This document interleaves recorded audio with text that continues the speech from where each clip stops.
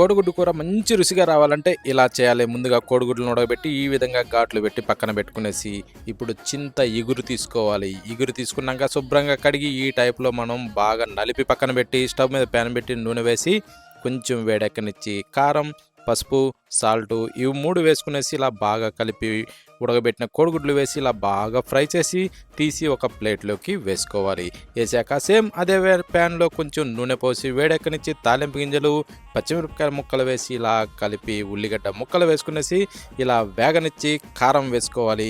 ఆ తర్వాత చిటికెడు పసుపు, సాల్ట్ వేసుకునేసి ఇలా బాగా వేగనిచ్చి చింత చిగురు వేసుకోవాలి. వేసాక ఇలా బాగా వేగనిచ్చి చింతపండు పులుసు పోసుకునేసి ఇలా కలిపి మూత పెట్టి బాగా మరగనివ్వాలి. మరిగిన దాంట్లో ఫ్రై చేసిన కోడిగుడ్లు వేసుకునేసి ఇలా కలిపి మూత పెట్టి ఈ విధంగా ఉడకనిచ్చి కొత్తిమీర చల్లుకునేసి వేడిగా సర్వ్ చేసుకుని చపాతీ, రైస్, రోటీలోకి సూపర్.